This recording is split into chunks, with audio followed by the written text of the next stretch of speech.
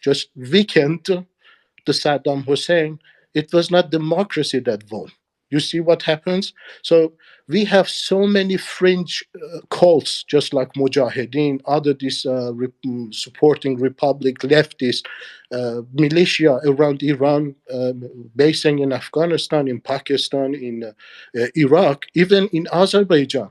They just want to cut Iran in pieces, and they are looking for a time that it is a vacuum of power which can created by attacking even targeted Iran. So the solution is to work on expanding the social capital around the discourse that people has chosen. What people says is we want a secular democratic regime. We want human rights. We want Iran as a sovereign state. We want territorial integrity be in place. So these are basic and fundamental value that we are looking. And just look which institute, which person is presenting this for 44 years now.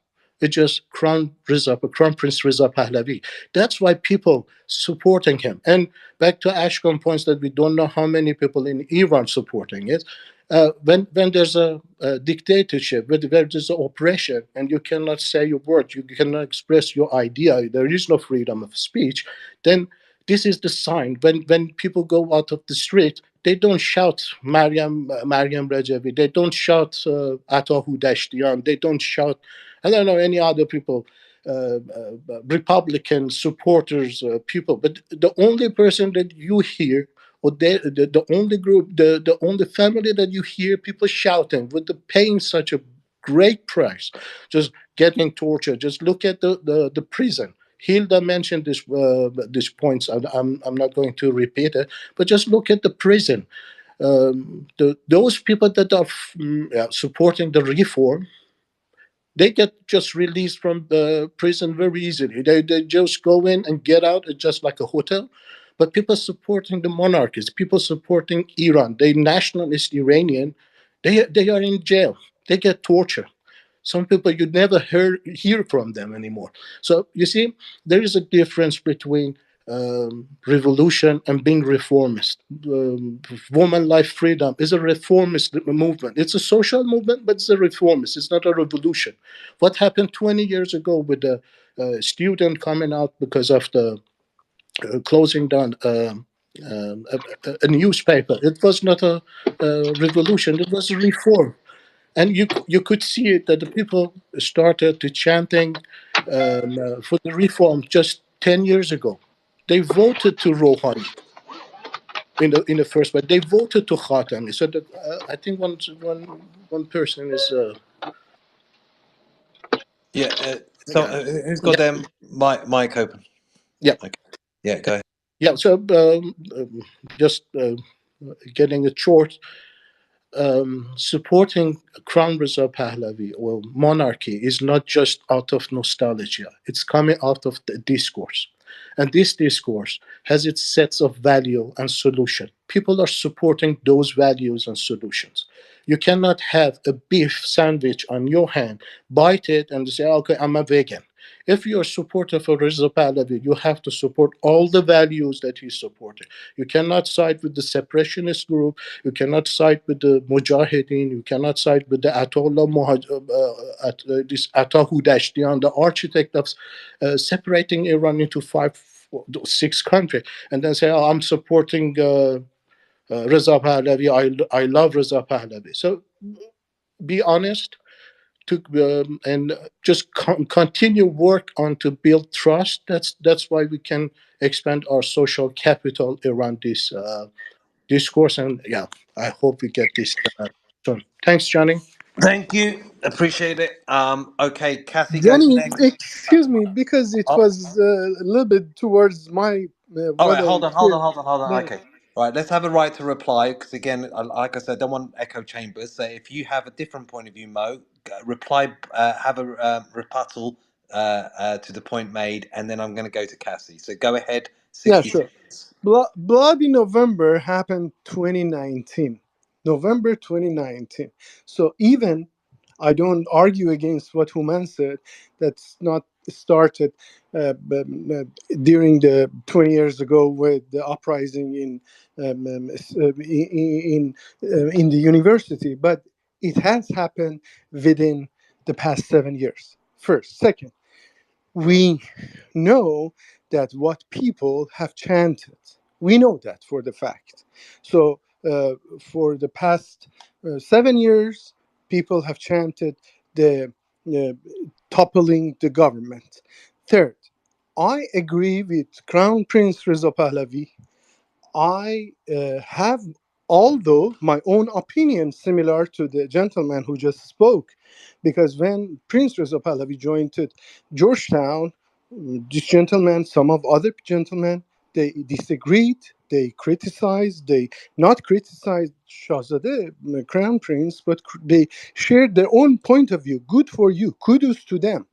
So please reserve the same right for me to have my own opinion in regards to seeing the surgical attack as a necessity in order for a dominoes to start and allow defection the within the armies, within the as crown prince wishes the defection. But to me, at least, I have my own reasoning. There is no time to speak on that now, but that the dominoes start with surgical attack in order for the uh, for the regime, that the planted fear by the regime within the society to go away, and the dominoes start by surgical attack. It leads to the defection. It leads to other branches of the society, including allows people to join the demonstrations. That was my comment, Johnny. Thank you. Okay. Johnny, I'll, can all you right. give me 1 minute? Yeah. Hold on a second. If you got only 20 seconds reply, because if we go back and forth, other No, people no, are no. waiting. Go Just ahead. very fast, because yeah, the only group in Iran, yeah, the major group with the institute, with the organization, is the Mujahideen that's supporting surgical attack to Iran for many years, 44 years now, after they were kicked out of the I Iran. am not Mujahideen. I am not MEK. You have no Okay. reason for to I'm not relate saying me that to you are. them. This is absolutely wrong. Hold on. Time out. Let's not do the typical thing in labeling. Okay, we can take No, each other on. I didn't say that you are. Hold Yeah. on. Right. I think he was trying to make a broader point about other entities like Mujahideen and stuff like that, and it's a very sensitive one because Iranians hate the Mujahideen and Mariam Rajavi and stuff like that, and it can get people upset. But let's have this robust, punchy debate. Um, but let's also try to stay away from sometimes in certain spaces within the Iranian community where it becomes a bit of a mudslinging contest, and it doesn't do any good for the listener. So I appreciate that. Let's hold that thought. Let's go to Can I Kathy. finish, Johnny? 5 seconds and 10 seconds, No, and then listen, Kathy. I didn't mention that he's from the Mujahideen, but it's not my fault that the only or the biggest institute representing the Republicans is the Mujahideen. They are organized, they are well funded, and they are representing the Republican. I don't mind what Muhammad wants or what his opinion is. Yeah, he might love Iran, but the discourse or the idea that is following, there is no institution that's representative. That's why he's supporting partly Reza Pahlavi. So yeah, that's the point. Thanks, All Johnny. right. Okay. Thank you, Kathy. Okay. Hello, everyone. Thank you, Johnny. Thank you for having this great space. Can you hear me? Yeah, loud and clear. Great. Amazing. So, I'm very glad to be here among all my compatriots and listening to them and having this discussion. I just jumped up when I was listening to Mr. Ashkan and Shayan's, like, let's say, conversation. What I believe we need right now, because we are right now at a great point in liberating our country, and especially reclaiming our country, as our Shah says. And what we really truly need is, I believe, I can mention only 3 points, let's say, together, because we need each other. We need to be together behind our Shah, and to just be as united as we can. So with that, I can tell you about this, Ashkan, that when you are talking, for example, about the fact that those two are going to on the street, and if they are getting killed, so for what? For Shah to come back? This is absolutely incorrect. But I'm telling as one of your compatriots, and I want you to please accept it. And from now on, you carry this, because this is what we need as Iranians. Not that I want to convince you, but because this is what we really, really, really need. Because if anyone is inside Iran and getting killed, you see how a lot of opportunities, they are hijacking their blood, they are dealing, they are doing a lot of dirty stuff with their blood. So even in that name, this is the most patriotic sense. This is the most, how can I say, even this is the best version of someone if is getting, is if is sacrificing their life for Iran, to exactly mention, because I want to bring the the most trusted person, the savior of the great territory of our country. So this is very important. It is not about the fact that we should let go and we should let people get killed, get butchered by these savages, and then we say, okay, let's see what happened. Of course, our crown prince, he is someone who is very elegant, he is very modest, he goes and talk to a lot of let's say politicians. He has this vision of how to connect to a lot of people, a lot of narratives. So that is his position.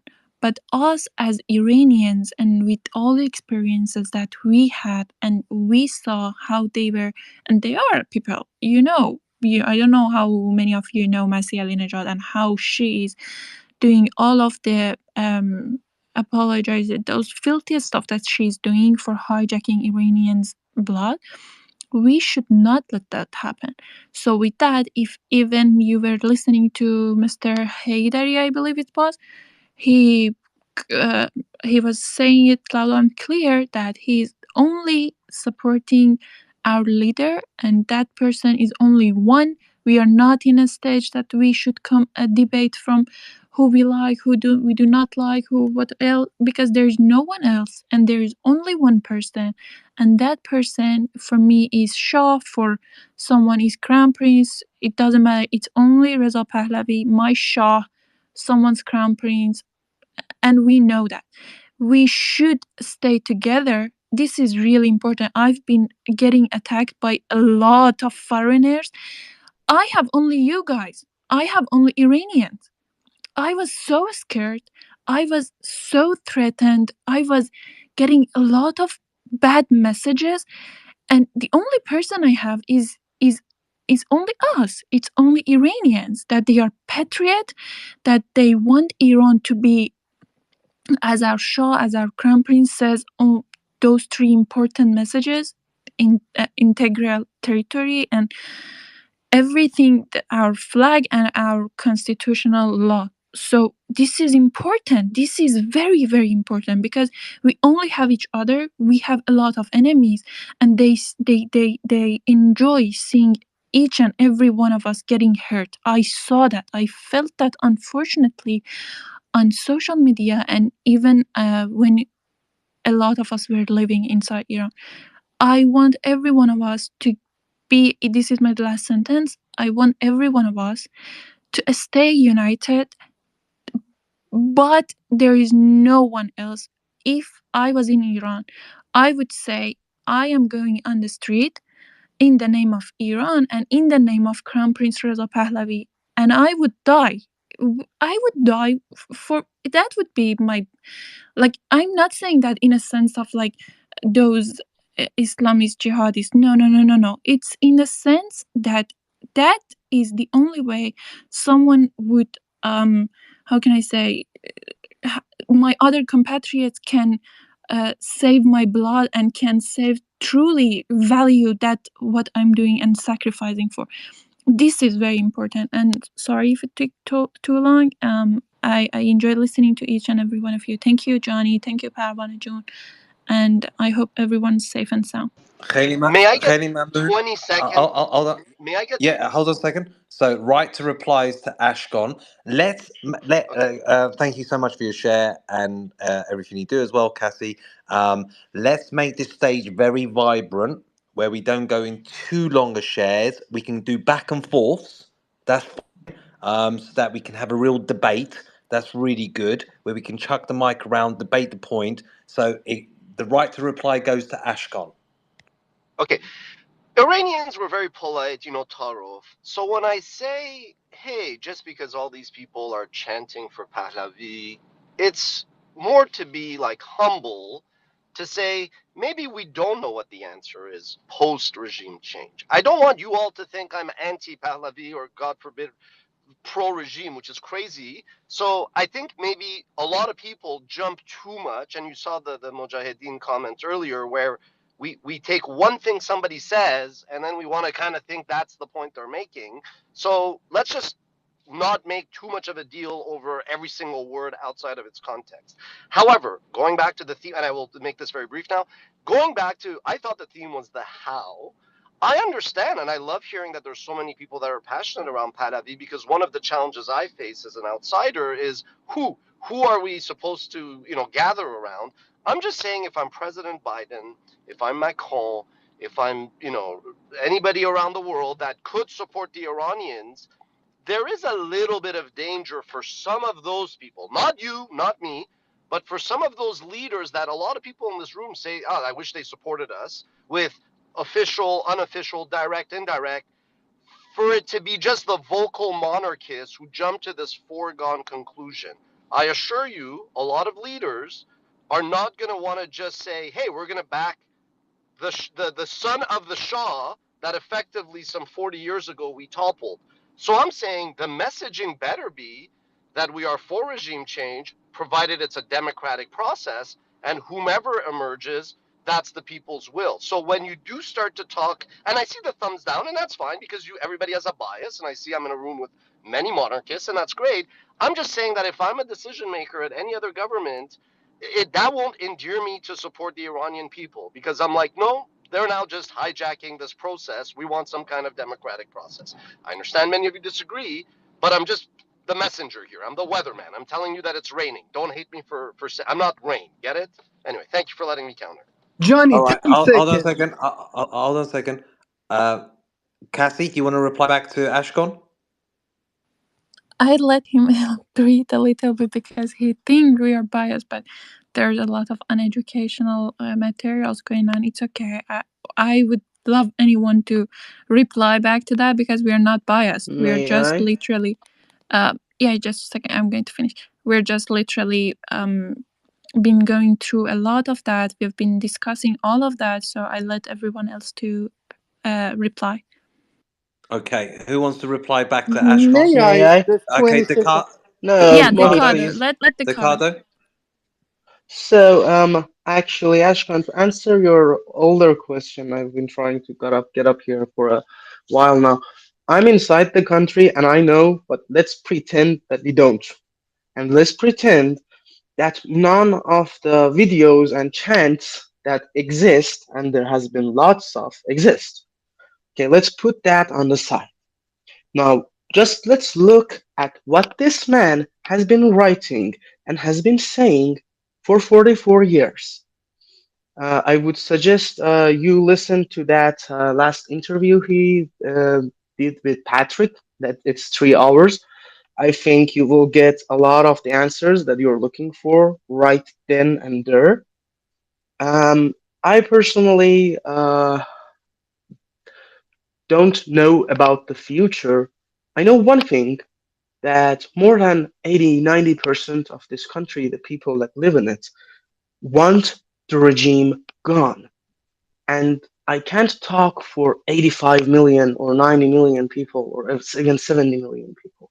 But I know this. Anyone and everyone, more than 95% of anyone and everyone I know inside the country, the only man that they know can get us through this is the crown prince. And I'm not saying make him king today. I'm saying he can transition us through this, and he's the only choice, the only logical choice for those leaders that you were mentioning, because he knows and he has been living in the US and he is a great politician and he knows what he's doing. And contrary to every single other person that talks about this, I don't think he's the only reason, only choice. There are other choices, they just suck. He is the best choice, not the only choice. That is my humble opinion, my 2 cents. But I would suggest anyone that has questions about his character or what he wants to do or whatever to go watch or listen to that 3 hour video cast that has also a podcast version. It's available in Farsi and English. So I did see it, by the way. First of all, thank you for speaking from inside the country. I did see that video, and that's my views of him improved quite a bit. I was more neutral. So again, I concede he's a lot better than I thought. Final point, and I promise to shut up, and I actually have to leave, but this has been very insightful. You do see a lot of people protesting, for example, for Palestine in America and other places. I just meant it doesn't mean that everybody there supports it. Again, I'm not anti-monarchist. I'm not anti-Pahlavi at all. But thank you again, Decado, for that comment. Very insightful. Thank you. Thanks, Ricardo. Just before you go, Ashkan, and I see Kevin's got his hand up and others, and do come up on stage if you want to share your viewpoint. You've mentioned what you're not for, but what are you for? I'm for peace and democratic institutions and monarchies historically. With great power comes great responsibility, but absolute power corrupts absolutely. And Iran had a good run under monarchy. There were some good things, but point me a monarchy where it's ideal and perfect. It's not. So I'm just saying that shouldn't be the fait accompli. I just don't love. I'm not comfortable around the fact. Netherlands, Japan, Swiss, Sweden, England. But they don't Shall have the I go history on? of Iran. No, but they don't have the history. It's very case by case. But again, I'm not saying that shouldn't be the outcome. Again, this is my only point. I don't love the idea that the outcome is a foregone conclusion. I swear, if in the end he's the guy, great, I will support him. You understand? I'm just saying it's I weird didn't to say me. that. No, I not you. didn't say Not that you. though. No, guys. It's an open forum. Not you. That's all I don't like. If he's the guy, and after that interview, which I think every Iranian should watch, because it was very positive on the people, the country, him, his family, even the Shah, corrected many incorrect assumptions I had. My only point is, I'm not a fan of a foregone conclusion. But if he's the guy, great. But what were your assumptions? My assumptions in what before Because um I'll be honest with you, let's be real. I'm being real. You're a clever guy, you're articulate, but the what you're saying in your tonality strikes me as someone who's not a fan of the monarchy. You weren't necessarily a fan of the Shah. You seem to have a little bit of a beef about it. no no no no no. But let's be honest. What you're really for? Just say how it is. Let's be true. I mean, I live in Canada, so that gives you a good idea of what I love about this country. I am for the people. I am anti-war. I am anti-blood Yeah, spilling. that sounds great. I Okay, love all that. Is Let's Canada get a wait. kingdom? Let's get real and to the point. What are you really for? Just say it. Just be open and honest about it. no, I mean, what I would love to see is what actually Pahlavi said, which it was so great to hear. He was like, "Well, do you want the job?" And he's like, "Well, what is the job?" And he actually broke it down. Clearly, he's thought about this a lot. I like what he said. If he's sincere, and I don't have any reason to think he's not, which is let there be a process. He should play a role. I'm not the one to say what that role is. And then whatever the people decide, I But would be you, for that. I but swear. you That it's say that simple. you said if he's sincere.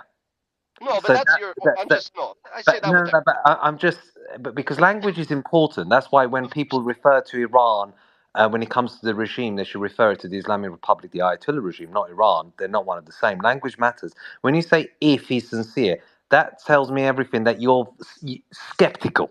No, because Yes. Decado said it. I will quote Decado. I think all politicians, when they speak, it's not 100% truthful.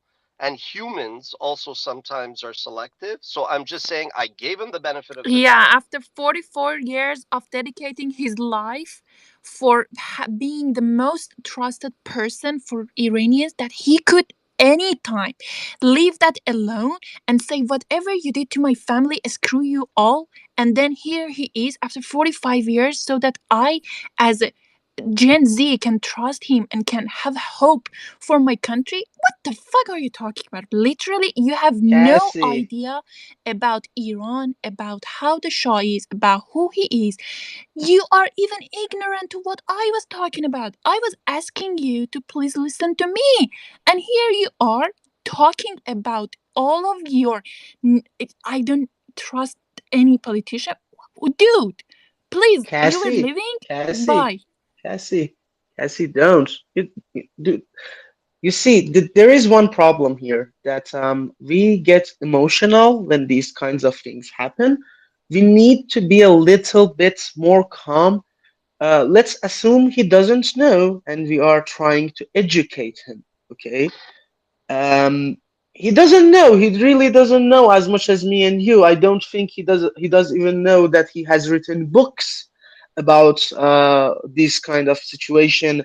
A book called "The Time of Choice" or "The Winds of Change." If he had read those books, I don't think he would be speaking in this manner. Yes, politicians in general, their job description is uh, but he's not only a politician, he's also a prince, and he But doesn't okay, need I'm to gonna. do this. Johnny, do you mind if All I right. provide a little bit more balance and context, Yeah. Who? perhaps? Can I Because I just think All say? right. it's Hold on a second. it seems to be All On right. the back and All right. forth. today, Hold on. Time. Hold on. Right. So we go back to Ashgon, then Kevin, and then I'm going to get another voice onto the stage. So Ashgon, but I actually think Ashgon sounds quite educated. So I don't think he's I am. completely naive. I'm But gonna go draw a ahead. parallel. I'm gonna draw a parallel so it's less emotional. When I talk about Palestine, Israel, I go, you have to study the past, its context, but today, December 2nd, 2023, how do you move forward? So I understand, and I love that you guys view him as crown prince. Some of you call him Shah. I think that's your opinion. That's fine. I'm not even like there's nothing wrong with that because that's how you view him. I'm I'm just saying. sorry, the Hold on, Ricardo. Constitution was. Hold on. Hold on. All I'm Hold on one saying second. is, Hold on. Decado, please. Hold The on, Ricardo. Go ahead, Ashgon. And I the like the the way you say question. you guys, so you don't view him as that. Go ahead, Uh, though. so so but today, the question Johnny asked on this space was the how. And I'm actually paraphrasing Pahlavi, who was very thoughtful to kind of talk about, well, there needs to be a transition. And he was like, I think, 63. So he goes, I should be retired pretty soon. So what is this going to happen in 20 years? So my comments are really just about you need to have this transition. That was it. And I'm familiar with it. I don't pretend to know everything. I'm just saying you could want a Palestinian country or you could not, but you got to deal with reality today. Today, you have mullahs that have been ruling this country with an iron grip. And again, you experience it, Decado. I don't. Um, that are not just going to say, okay, great.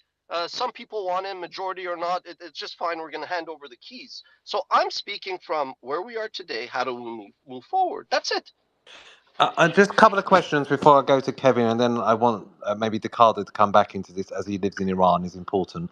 Um, Ashgon, are you on the left of politics or the right? I would say historically, I'm more economically a bit right as I get older, but liberal in terms of human rights and all that. If that answers your Yeah, I question. mean, human right. A lot of people a lot of people hide behind that. I'm not saying you are, but hide behind this human rights shield. But No, can no, use no. it in quite a I'm very. manipulative way. Second question: are you pro-Palestine or are you for Israel against the war between Hamas and Israel? Which one? I would love for Israel. I would love there to be no more deaths over religion tomorrow. Whatever that Okay. that we accomplish. Does that Are answer? which one in terms of Israel Hamas? Are you against Hamas No, and no. I think what what Israel. I Israel did? condemned. I condemned Hamas. I condemned 10/7. and I've always been very pro. I have a lot of Jewish friends, and I'm always recognize Israel before it was even like the normal thing to do. They exist. That's I'm rooted in reality. Israel exists. It's done incredible things. Every government could be criticized, but no, Yeah. that's But you're not a doesn't mean fan. You're not a of fan. of who, Israel or Yeah. Palestine or Hamas. It's not sometimes what someone says. Yeah. It's the way someone says things No, that no, speaks I volumes. think It's I think tonality. From no, my no, no. from my understanding of your conversation, you're articulate, but you're not a fan of Reza Pahlavi. I don't think you're not a fan of monarchy. And I think you are making points, but I just want to get to the root of what you actually stand for, apart from saying pro-humanitarian, being a humanitarian person, I because like you have to be a democracy. I psychopath, like not democracy. That's the short answer. I like that if a leader no longer is effective, you could replace them through elections. okay. How That do you doesn't want mean to get to democracy? That's the no. question. Is chicken or egg? This to others because we have been waiting Okay. for Can I long time, go? please. Can I Okay, go now? hold on a second. Now move on from Ashgon. We'll go to Kevin, then Ricardo, and who else Thank has you. got their hand up? We've got Shayam and we've got Abtin as well. Go ahead, Kevin. Sure. I before Uh, so, first thing, I think it's important in these conversations not to look for things to jump on, because someone could be totally in agreement with you, but they might say one word that it sounded off, and then from there it's like, oh, it's over. This person is anti everything. No, no, no, and then you kind of like lose perspective because we get into our little camps and we become very extreme and polarized, and then we just start yelling at each other. So it's not progressive to conversation, and you might actually end up kind of alienating people who totally agree with you. And I think certain, and one example of that, like earlier when Ashkan used the word if he's trustworthy or what, like that in itself, I think when we start parsing every word, like even if like you're 100% totally for someone, 100%, you should still probably say if he's trustworthy because it makes you sound more objective. It's just rhetorically stronger to say that. I mean, I do that for things I support. I say like, well, if I'm a good and breathing human being, aren't I? Like that. So that's okay. If we start looking for it and try to get deeper meaning, then it's going to get very destructive, and then everyone has to walk through every word they say like it's landmines. You don't want that. No, no, So but language does well, no, no, matter. hold on. I want to Language just. I'm does not. matter. Yeah, I And agree. No, I agree. But let's not like give the guy let somebody like get through a sentence before we jump on every one thing because the context gets lost. And I didn't think anything that was objectionable in that. I do think there were things that maybe he said, and maybe I agree with, but like it came off kind of like, and I don't know, but like to me, it was how I agreed with it was different than the way he was saying it, and the word choice could have maybe been a little bit different. So I'll get to that now. And like, all right. So for me, I'm a child of Iranian refugees that came out of Iran. I've had family members that have died there, but born and raised in the US. Now, if I stepped up to be a leader, that would be absolutely laughable. That's ridiculous. I'm Khariji. There's no, it's ridiculous. What credibility do I have? That's absurd. What you often want, generally in a revolution kind of situation, is I'm not saying this particular, but is a Mandela type figure, someone who has bled and suffered under the regime, that has triumphed over adversity and has the credibility and support of the people. The problem with that in Iran is that anyone who does step up is imprisoned or killed. So you can't really have that. That's not viable. Outside Iran, as I mentioned, you lose the credibility. The only person who kind of is able to straddle both camps of having the credibility, but also can be outside Iran, has been Reza Pahlavi. By default, is he the most viable option? Maybe. But even within that, if you see like his statements and also how they've evolved over the years, I think for the better. And the way he's presented himself, I think it's evolved over time for the better. He's like very careful to make sure the political line is walked carefully. So for one thing, in the 2000s, he said like, "Don't call me Crown Prince anymore," and he stopped on documentation. He stopped saying Crown Prince. Instead, he was just like Reza Pahlavi. Just do that, and it's like, oh, okay. Because there's that gets into a broader reason, which is I think maybe what Ashkan I think was trying to say. And I think maybe the mistake is to say where it was misunderstood and things got off on the wrong foot was when he said that the royalism undermines the movement in Iran, I think there was actually harmony, unseen harmony between what Ashkan was saying and what Cheyenne was saying, because yes, there's people there who do support, genuinely support, and they bleed and die for the movements they support, for the people they support, and if it's Reza Pahlavi, it's Reza Pahlavi. But yes, and as Cheyenne mentioned, as a propaganda weapon of the regime, they contextualize that, and they have a massive apparatus to do this as, oh, well, this is just royalism to take our country backwards. You see, we had this revolution and then we saved everybody, and oh my God, look what they're going to do to you, and all these horrors and all these things, and oh, you people who are young, and most of the country is young, and you don't understand because you weren't there and you don't get it, because we're your safety from all of that exploitation and everything. It's that way that they're able to and then that can be disarming. So and that's what's undermined. So it's not the people or the royalists or people who are supporting Reza Pahlavi that undermine it. Not at all. It's the opposite. It's the regime and the way that they try to exploit the situation.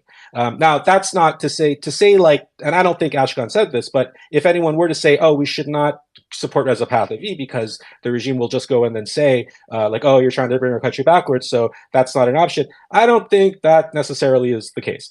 But I think the way in which the support is vocalized, and this goes back to what Reza Pahlavi himself says, is it needs to be in the context of democracy and people taking part of their, taking their own future into their own hands and making sure all of that, not to say, monarchy, Reza Pahlavi, bring it back, like that the message gets lost. And so that, so that's what happens. So let me wrap up. So I want to get to I want to bring it home. So he's very mindful, and I think that's one of the good things about him. And also, I think it was good, like in the last couple of years, forget what it was called, but the council that was made with him and two others, I think expanding it to not to something that's more in line with, like, all right, let's create some sort of a formance of transitionary government, and I can use my voice and apparatus to help usher that, but it's not just me, it's these other people, and that helps. Like, oh, okay, so this is what a republic looks like. And also he has referred, the times that he had referred to like what he would envision, he referred to Spain-style democracies and Japan. So crowned republic, that's the term.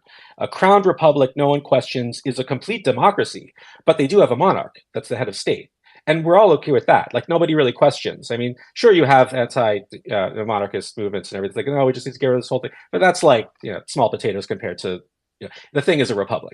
Lastly, the problem with but the objection that people do have, and I think that this is important, and I think it is a fair objection, even if let's accept Reza Pahlavi for this hypothetical as the perfect leader for Iran and should be king and rightfully, and he will lead everything perfectly and all of that. The fear is like, well, what about a couple generations from now? Could that, the grandchildren could have issues, and then there's nothing we could do about it. Hold on. I'm not saying I'm okay with this. I know. That's why I started. Hold on. I want to get back to some of your points. Right. And then one thing on language. The last thing on language. Let me speak now, Kevin. All right. I want to preclude. All right. So some of your points. When you say the Islamic Republic talk about, the monarchy will take the country back. You know what the people say? Fucking yes. I'll tell you why. A country that had the 5th most powerful army in the world. A currency that had 70 reals to the dollar. No, I agree. No, let me finish. Let me finish. Okay, you did your speaking. Johnny. Now listen to me. Okay, you had meet up. All right, because you need the art of conversation is that I listen to you, and then when I speak, you listen to me. That's how it works. That's how we communicate and have conversations. A society that's not an open prison, women that were able to dress how they want rather than dying in the streets to not wear the hijab, a society that gave women the right to vote, a country that was respected in the world, where its passport mattered, where Iranians could travel the world. So people say, fuck yeah! What our parents gave up in terms of who we were and who we were going to become, fucking yes, all the way. When you talk about the fact constitutional republic monarchy. No, it's called constitutional monarchy. Where there is democracy, yes, everyone would like democracy and have Iranians to choose what they want. But also, it's very important. A bit like this regime is very much like the Nazis of 1940s. The RGC is very much like the SS. And within that, when Germany fell, it had to have a sense of healing, and it had to have certain a custodian over it to make sure the Nazis never return again. This is where I think Reza Pahlavi Crown Prince Reza Pahlavi can really play an important part, because he is the only one that people can trust. When people say maybe in terms of alternatives, well, I don't see any other alternatives in the last 44 years. But Iranians have had plenty of time in 44 years, and there has been no other alternative. Okay? The most important thing is what really matters is getting rid of the Islamic Republic. What do you have to fucking lose? What do you have to lose? Right? A country that meant something, a country that mattered, right? To a country now that's a pariah, that's known for extremism, for terrorism, that torments and tortures its own population. You can't get worse than this. No, you cannot get worse than an anti-Iranian, anti-Iran regime that hates Iranians. Full stop. Do people have different flavors in terms of politics? You might be on the left. I might be more nationalist. You know, some people want more of a bigger say for Reza Pahlavi in terms of monarchy. Some people want a constitutional monarch. But the most important thing is being Iran first, and to understand that the only, in my opinion, and this is because I want to win, it's all about victory. It's not about delusions of grandeur. It's not about I know better than you, I'm more qualified than you, I'm more Iranian than you, I've got a better family than you. It's I don't have any delusion of grandeur. I don't even speak Farsi. Shame on me. Unfortunately, I can't. Right? It's about the love of your country, and that Iran is back. Iran is back for Iranians rather than this fucking occupation. So I think with all that in mind, it's then paramount, in my opinion, to think who's best placed as trusted to deliver transitional change. Who has the most trust and credibility factor? And some people will never be a fan, right? They just won't, either because they've got history there in terms of maybe they had a falling out, maybe they were imprisoned, or maybe they were the left of politics. You're never going to please everyone. But the most important thing is understanding who is the enemy, who is the one that we want to get rid of. The Islamic Republic. End of story. Okay, so Okay, so Ricardo, and well, I then was going to right reply May to I? other. reply May I? back, Could I? Kevin. Go ahead, Kevin, Ricardo, Kevin, and you will have a one right to second. Can reply I back. get a Go brief ahead, reply? Then Ricardo. I'll hand it to You to can Kado reply. because Go ahead, Ricardo. okay. So yeah. So Hold on, Kevin. again, I'm going to go Ricardo and then back well, to you. Go, Ricardo. Go ahead. Kevin, he's 1 second. I'm gonna be concise and fast. okay. Thank you. So, you might not be disarmed with those things you said if you're a little bit familiar better with your history, the history of our country. History is a light for the future in the darkness of today. That is a sentence that our beloved previous king said. He also said, the art of seeing the future is nothing but analysis of today and history. That great man and his father, Reza Shah the Great, they were actually working this country, moving this country towards a real, complete democracy. They wanted democracy. They were building democracy. They built universities. They built railroads. They were doing everything in their power.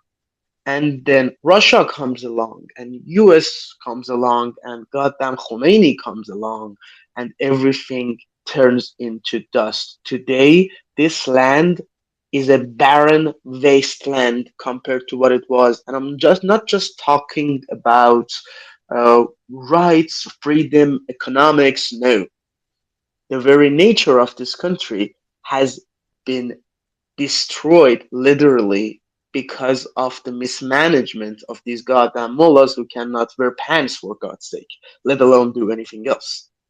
But let's put that aside and let's forget about the crown prince or monarchy for that matter. Let's look at it this way. The question of this space is how can we secure victory over the Ayatollahs? Anyone and any Iranian would tell you the same thing. Look at this situation. Let's look at the problem and the solution. We know the problem, IRGC and the mullahs. What is the solution? The regime's total isolation by every country, from the US to UK to Japan.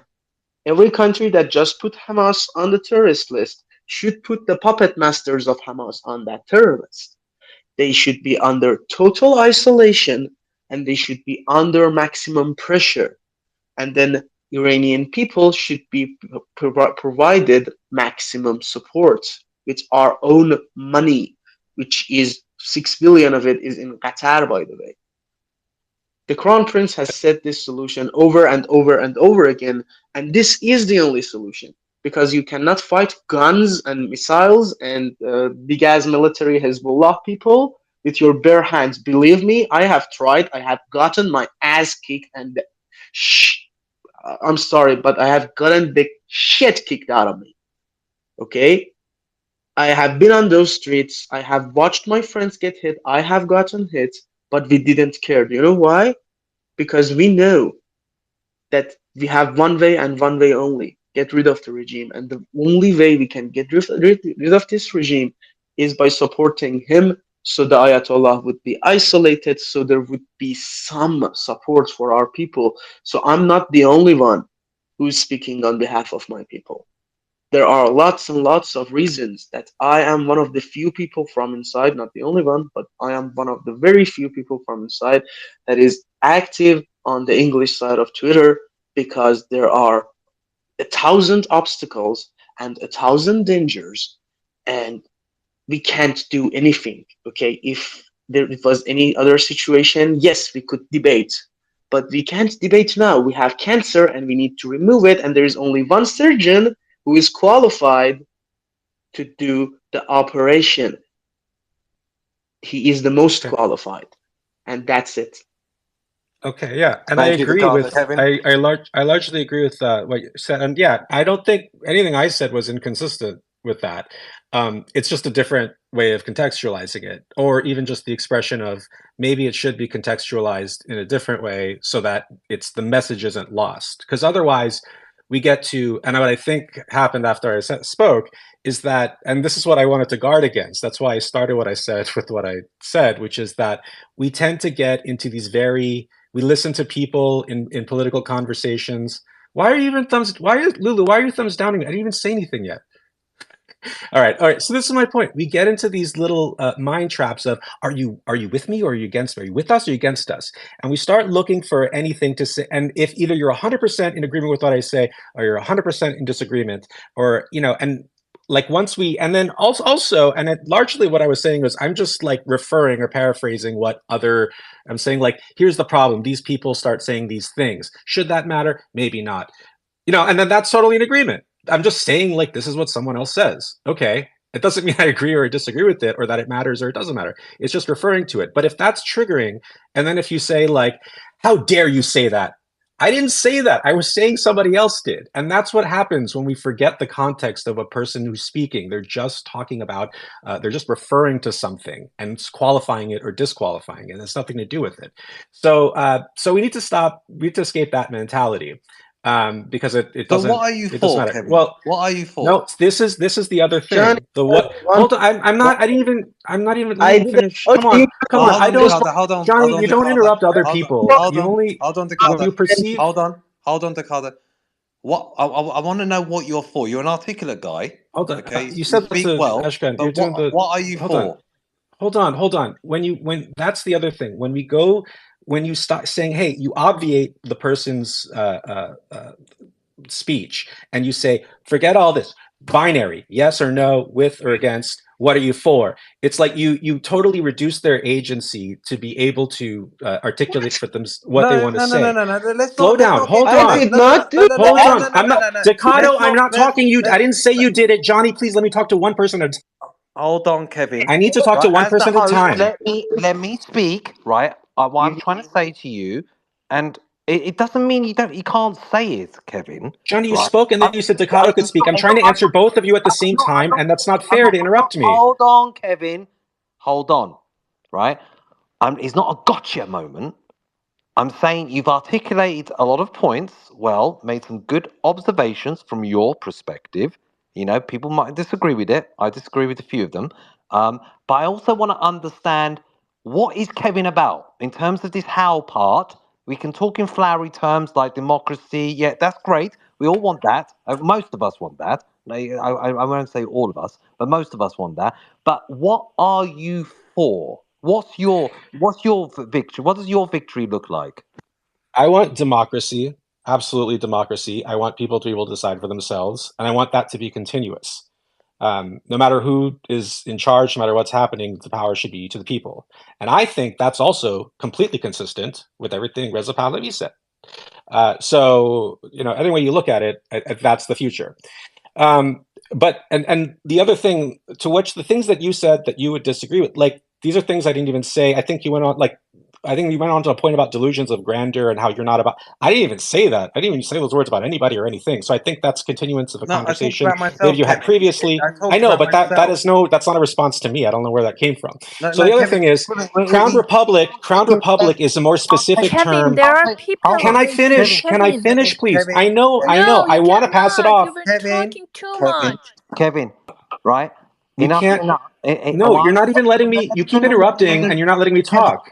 You keep interrupting. Well, can I finish? Can I finish and I get my Kevin, this piece? is not the Kevin show, Kevin. This is not the Kevin show, okay? I know with most people, the favourite voice that they like to hear is that of themselves. This is Oh my God, really? Yes, Kevin, No, right? that's such a cruel way of talking. First Dude, and foremost, when I said delusions of grandeur, you weren't listening. I was talking about myself, okay? Right? I was talking about first and foremost myself, and then sometimes Iranians can have delusions of grandeur at times. It can happen in Iranian culture, it can happen in other cultures, okay?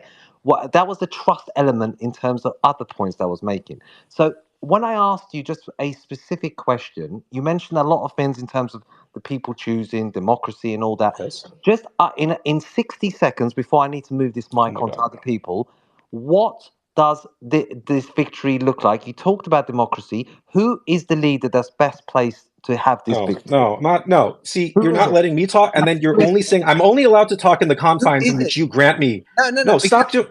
No. First of all, the one thing I'm against of what you did. Kevin, I won't stop anything, right? If you don't like the way I ask the questions, then you don't have to be here, right? You're here because you want to be here, and I'm asking you a specific question, so stop chickening out and ducking it, right? Just Oh my God. Say it. What do you want, and what does Dude, I'm not disagreeing with anything that you've said, and you keep trying to pit me in that position. And every time I try to clarify that, you mute me. And you've muted me 1,000 times, which is, by the way, the tool of the... You're then speaking, so just clarify. Because you think I'm going to say something you're going to object to. I'm not going to say anything you're objecting to. Just let me finish and get it done. I would have been done for a long time. Kevin, oh my God. Kevin. Johnny, let me just say one thing to Kevin. Okay, Kevin, we all on the same side, brother. I agree. We all wait. Hold on. We on the same side. We're here to listen and to learn from each other. Okay. That being said, Johnny is taking time out of his day to do this for us. He's not doing this for himself, right? Hold on. So just listen to the host. He's been very patient with you, right? I don't think so at all. Okay, so how about he kicks you out of the here's space? The thing. Is that better? Okay. Oh, now that we're at mob violence, because everybody agrees with that. You're not even letting... Look, I can't talk because somebody interrupts me, and Johnny, you're okay with that. Kevin, you're very emotional. Kevin, you're very emotional. No, you're ganging and you're being bullies. So let me just finish. Believe it or not, nobody's gangbanging you. Nobody's gangbanging you. Please let me, everyone. Kevin, if you don't... Dude, oh my God. Oh my God. Can you relax? Everyone thinks that they need... Right, I had to remove him. I had to remove Excuse him me, because do I he get just. a chance to I talk? hold on. Because if you I don't, I'm hold going to on. walk away. Hold on. Hold on. Patience is a virtue, right? I had to remove Kevin because Kevin, in his sarcastic manner, with his little tonality, with his kind of comments, is such a hero. And he's passive aggressive. He won't answer properly, direct questions, tries to rule the conversation, and tries to then defer and then deflect, right?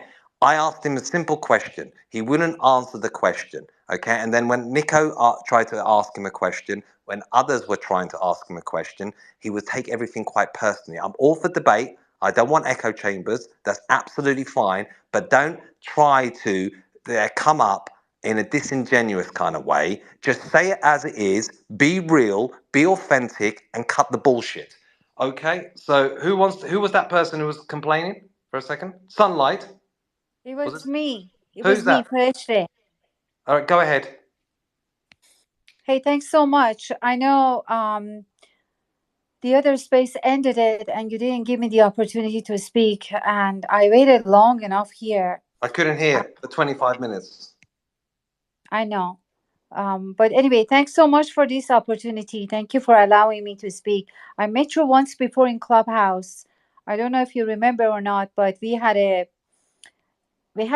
event with one of these mullahs, with one of these mullahs boy, and that I had to wash him and squeeze him and hang him right there. You see why? Do you see why our revolution is not achieving? I mean, just look at your space right now.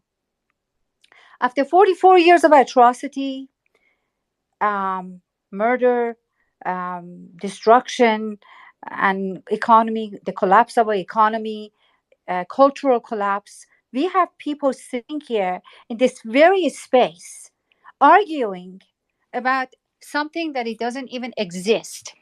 They're trying to say something that it doesn't exist. In Iran, more than 28 provinces, Iranian people chanted Pahlavi's name. I have videos for you to see. They're calling his name.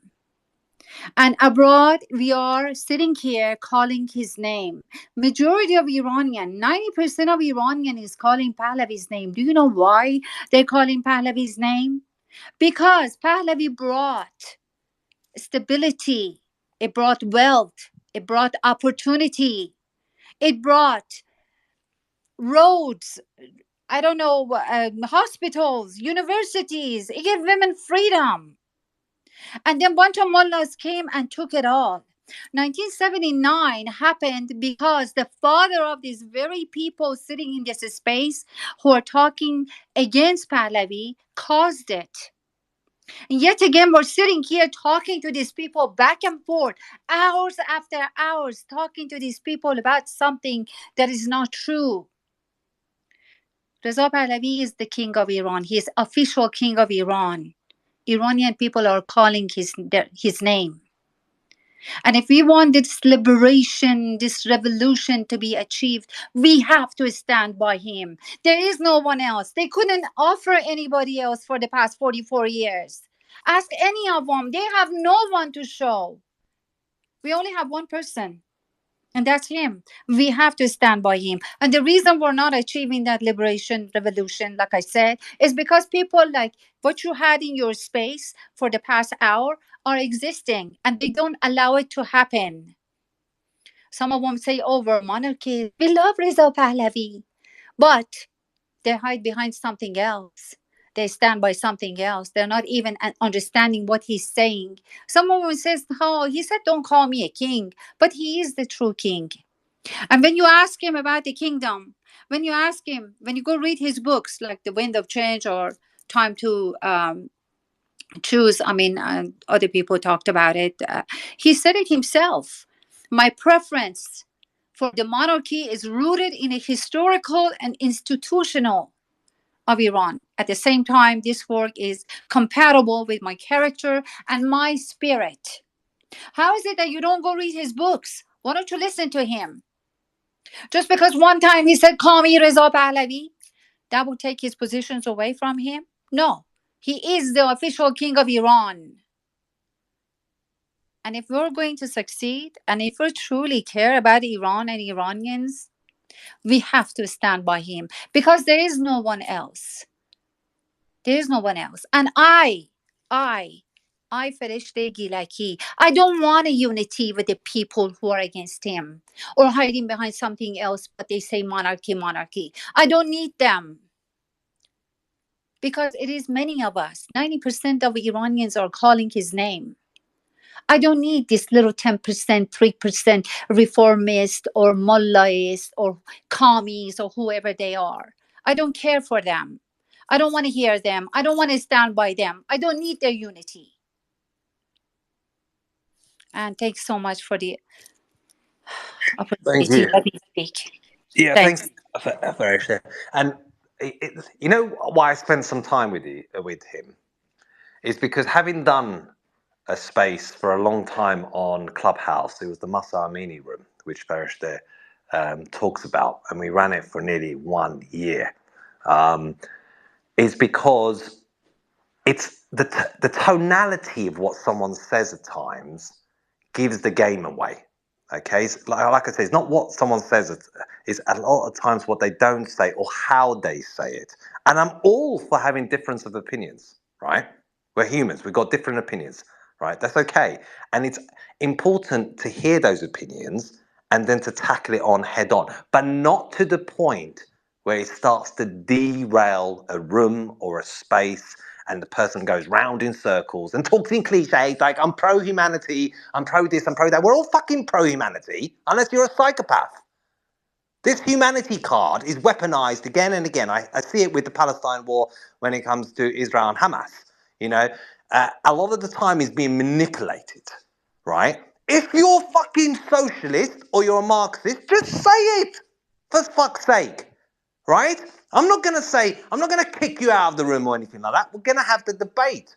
What I don't want is people who are disingenuous, who is trying to project something, but yet they're quite the opposite. And it's about calling those people out. Because for 44 years, people haven't been called out at times with that bullshit.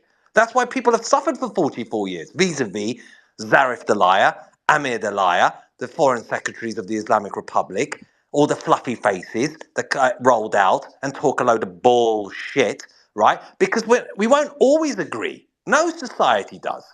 From the United Kingdom to the US to everything, we have different versions, different flavors of what we like, what we don't like. That's okay. But this room is about victory, and what does that victory look like? So it's okay to point out stuff or issues or say, actually, I'm actually more from this side rather than that side.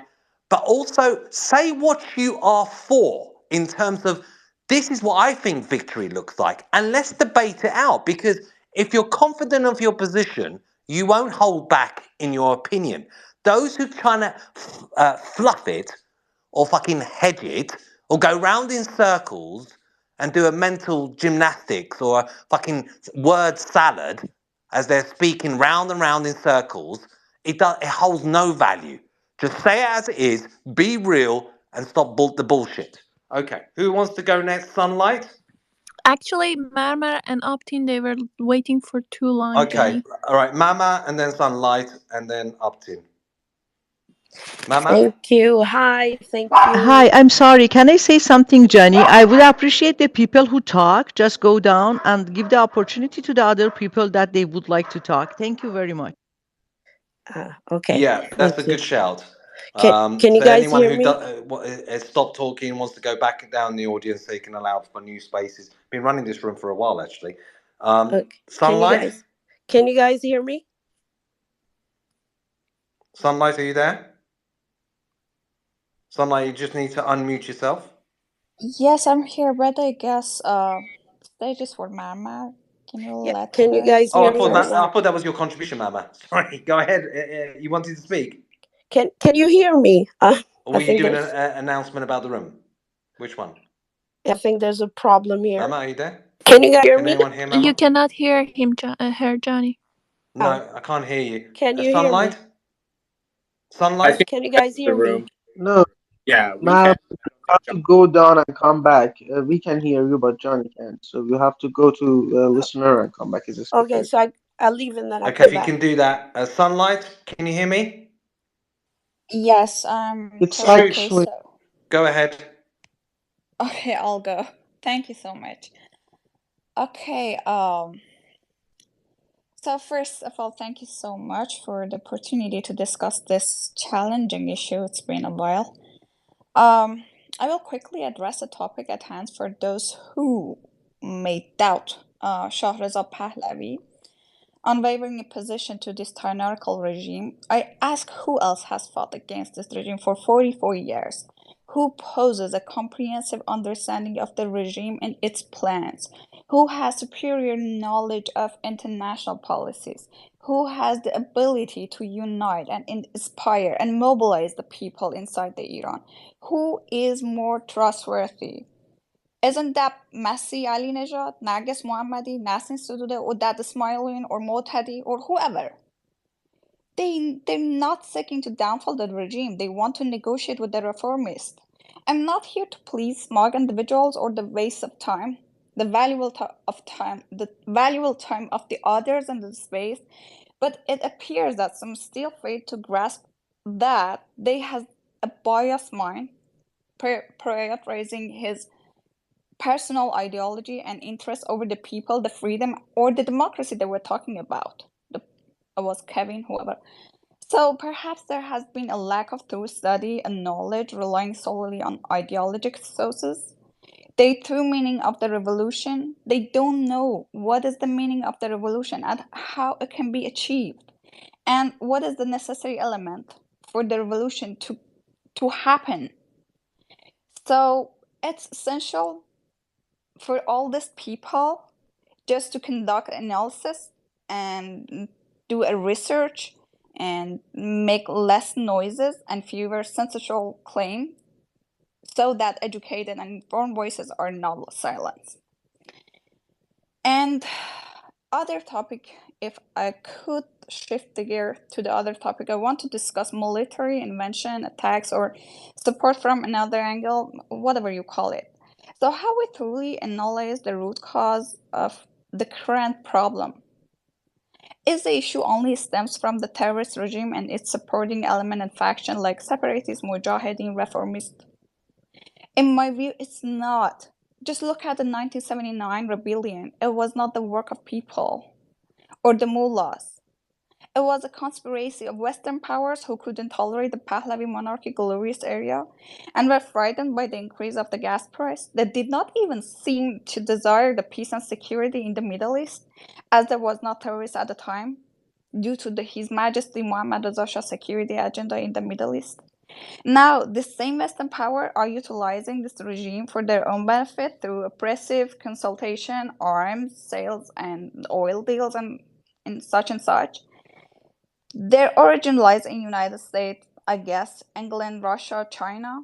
If they cease supporting this terrorist, the regime itself would be overthrown, obviating the need for war. Currently, war is not in Iran's favor, as the regime has been neutering its terrorist allies outside its borders since 1979.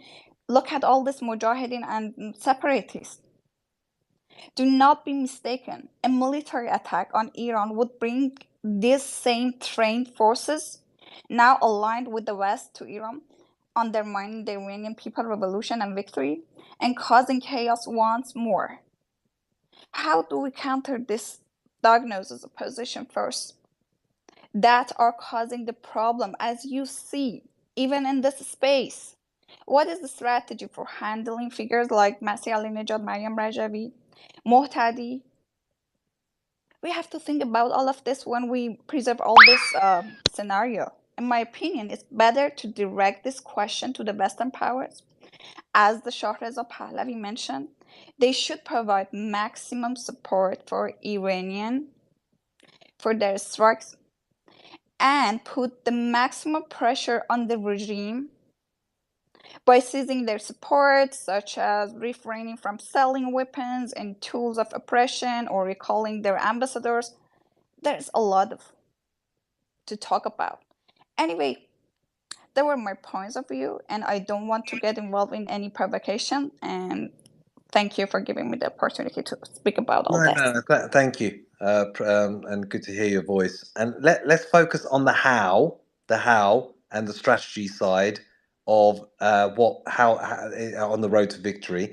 Mama, are you back? Yes, I'm back. Hi. Can you guys hear me?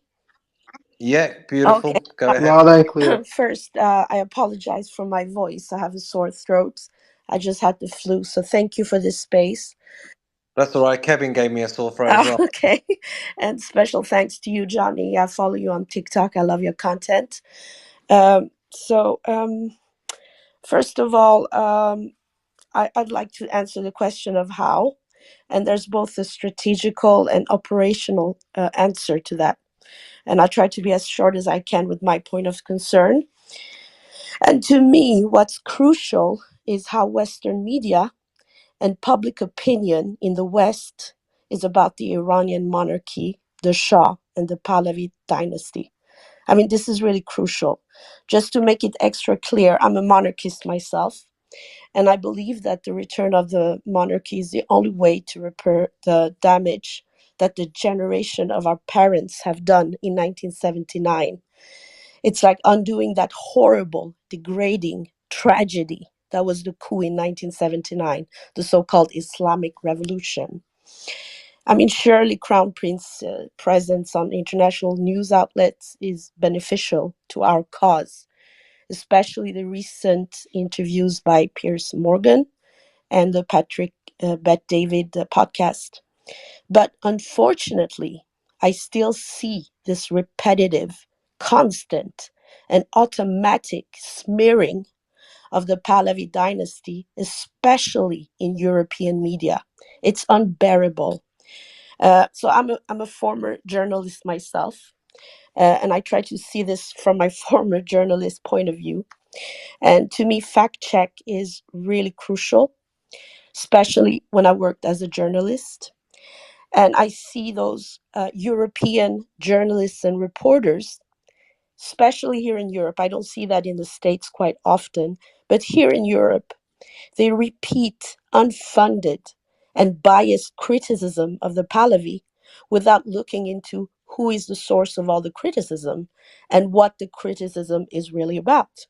And this is crucial because we need to have public opinion on our side if we ever want to win and secure this victory over the mullahs. We want to liberate Iran.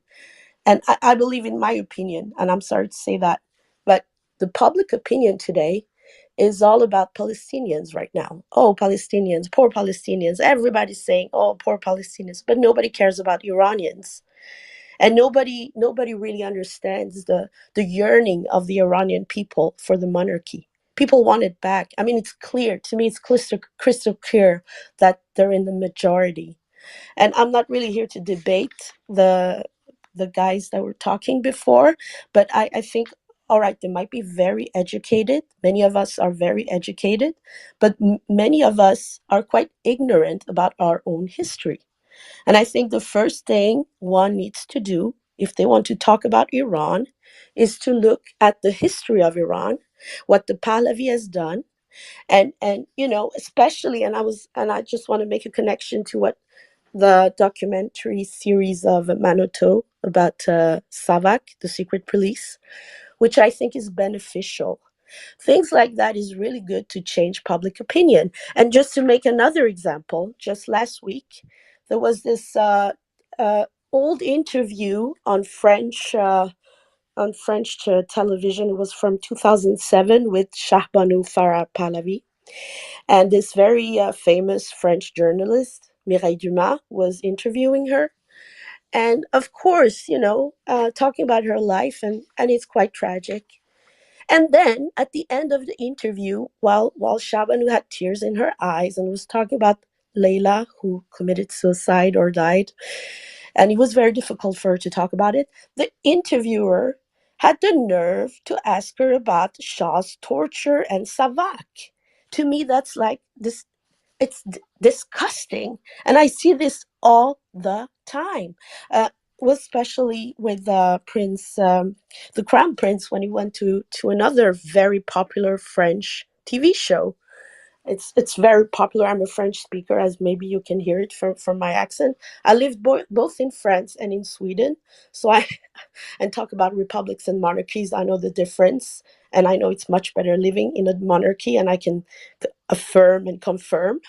Anyway, so in that show, in that particular show, I think it was in February of this year when he was on his tour. There was this French journalist who almost like Sorry to interrupt, but if we can just keep it as yeah. concise as So possible, just anyways, because of what the I try hands. to say is that Western media constantly smear the Pahlavi dynasty, and we need to have them on our side because we need to change public opinion. And what I think we can do, the operational part, is that we can work together, translate as much as we can, show clips and videos. And I see that you do that, Johnny. I see that your TikTok content is excellent. I try to share it as much as I can. But this is, to me, crucial, is public opinion in Western media. And I'm just answering the question. I'm not, trying to reply to the former speakers who were saying a lot of nonsense. Sorry, but they were. Anyways, so this is all I wanted to say. Thank you very much for letting me speak. And it was very nice talking to you guys. Thank you. Thank you. Thank you so much. And I do more on Instagram actually than even TikTok. But appreciate your kind words. And also want to say big thanks to Storm up here, who's been supporting the room and helping me with this Twitter space. So do check out his profile and everything he's doing, and how he's supporting the Johnny, community. Okay. it's 3 a.m. I wanna go sleep. Yeah, If go I ahead. could And I just speak next, announcement of then yeah. Cheyenne X, who's inside Iran. I think he was supposed to be on the stage, but somehow got booted off the stage. To just put a request in. The car to go in. I know he's late there, and then Yeah. I'm going to go Ravi and Albertine. Yeah. Okay. So just one thing. Um, don't you all of you see the problem here? What we need to do is instead of splitting hairs from each other, because I think from what I'm seeing the people up here and what I heard, we all agree on that the Crown Prince Reza Pahlavi is our best choice, and he is gonna lead us through the transition, and he's the only one that has actually done things. He's the only one that is getting things done and is saying the right things all the time. And I have went through every single interview he has made through the past at least 16 years, and I have read the books. And to me, something is really interesting. He's consistent. You know who I trust? I trust no one but the one who is consistent. And we have to remember a wise man knows himself to be a fool, but a fool thinks himself to be a wise man. So we need to remember that when we talk, and we need to get off our high horse and start educating people. If they are disagreeing with us, they are not educated enough. Let's keep that in our minds and then keep something else in our minds. Sometimes, when you are debating with someone that doesn't have the best of intentions, you are not debating against them. You're debating against them, but you're not talking to them. What we are doing is being the voice of our people. Iranians like me who are inside and don't have the same luxury as me of coming here and talking for themselves.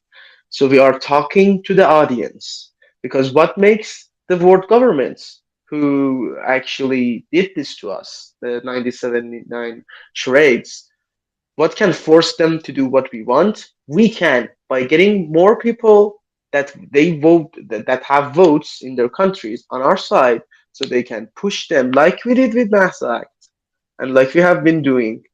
And we have to do a better job, and we have to educate anyone that we can get our hands on. One person could be the difference at some point. And that is what we need to do. And we need to take back the streets from Tehran to the world, come out and shout out what we want. We can't, this is important, social media, but we can't only do this. We have also to do other things, and we have to get people of the world, citizens of the world, anywhere and everywhere on our side, So let's, instead of attacking, educate them because they don't know better. I will always assume the person that is saying bullshit, like the ones that was said in this space, doesn't know any better, and I will try to educate them as far as it's if it's in my power. Thank you, every single one of you. Thank you, Johnny, for holding this space. I wanna go, hit the head and sleep. Bye bye. Thank you, Ricardo Shabacher, and thank you for your bravery as well. I always give more mic time to anyone inside Iran for obvious reasons. Ravi, then Albertin, who's had the patience of the saint, and then we got Cassie, and then we've got the others with the hand up. Johnny, I've been waiting Oh for like yes, almost 3 hours, it's I guess, true, it's before true. that. Albertin, go ahead, and then Ravi. That's fine. Okay, thank you guys. Thank you all. Thank you, Johnny. The rest of our compatriots, I would just say monarchies are beloved people. I think everybody perfectly outlined all the talking points, to be quite honest.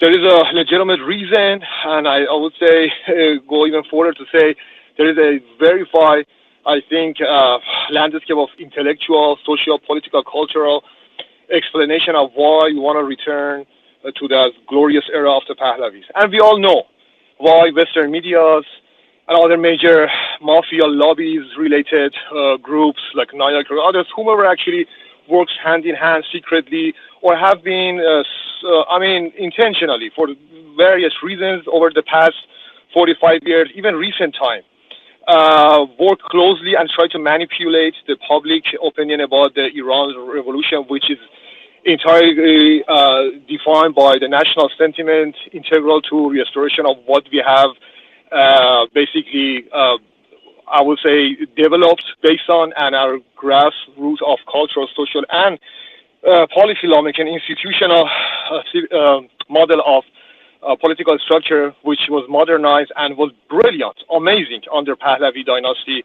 and we want to restore that era, of course, under new circumstances. And Sunlight was completely right. You know, we know exactly nothing. All of these anti-Pahlavi agendas that discussing manipulating minds and all those like tricks, all of those like a betrayal is about democracy. It's all about avoiding Iran to restore those glorious times because of the important and vital, I would say sharply vital, and I know, of course, it's valuable market of the oil, gas, and other things that we know Iran will be prosperous under Pahlavi. So let's just skip all of those nonsense about democracy. Of course, every country, people of every country want democracy, but how it's shaped and is developed through a legitimate, basically, system of political legislative, which is represented by Crown Prince Reza Pahlavi, as the lady was mentioned. He is an official king of Iran. Whether anybody likes it or not, that's what it is. And if they don't want to live under that same system, that Iranian people are entirely predominantly are entitled to choose and to create what they actually belong to based on their social cultural expression and based on the experiences that is highly judged for what this glorious establishment we have.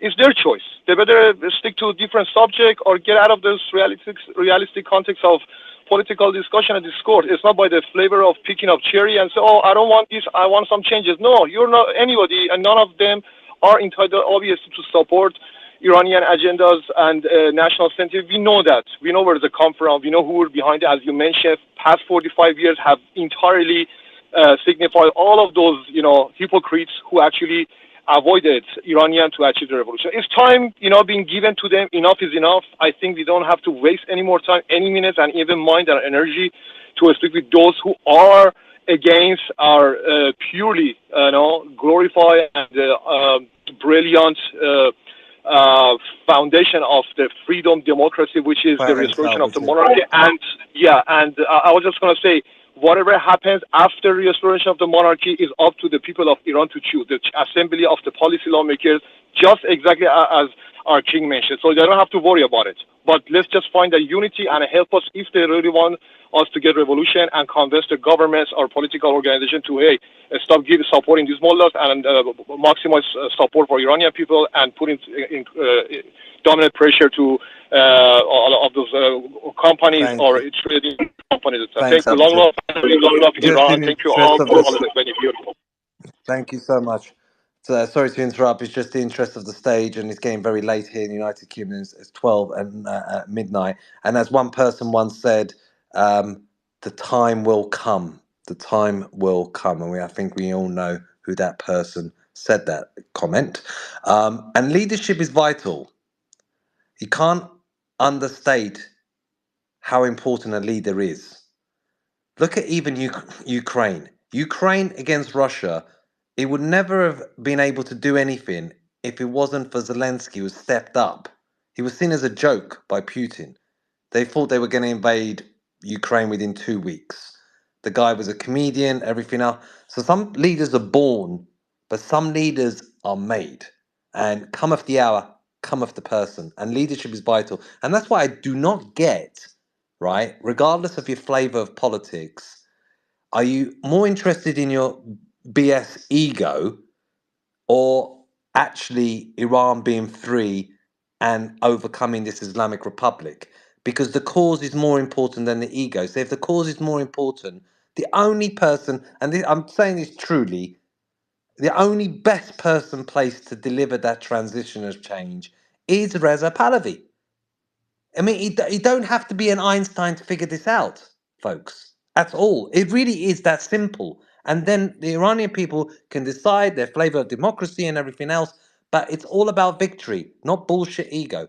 Okay, Ravi, go ahead. Ravi? Hey guys, thanks for giving me the mic. I won't take up too much time. I know there are more people with better or more pertinent things to say, but just some advice as an outside observer and as a potential well-wisher to the cause and wherever it may end up. Um, there's no avenues being created for me to support any of this movement. As someone who has a rudimentary understanding of Persian history, as someone who has an affinity for Persian culture and people, there's nothing out there, not a single website, not a single blog, not a single anything for me to A, learn more about this, B, get involved if I wanted to, speak to my local MP, speak to, advocates who can, put pressure on the government, IRGC, whoever it may be. There's no coordination whatsoever. And what I find interesting, and as I've been listening, I'll use the word we, because we found ourselves in a position where we are more concerned with being right in our point of view rather than actually getting anything done. I would encourage those who are genuinely interested in getting something done to go and look at something called the Citizen Handbook. There's a section in that or on the website where it's specifically dedicated to toppling governments and toppling dictators, and it gives you a list of 207 things that you have to do. And I would ask yourselves, okay, where are we on this list? I would also give contextual advice that you're not just going up against one country, you're going up against an entire civilizational mindset. That is a different proposition than just trying to topple a government.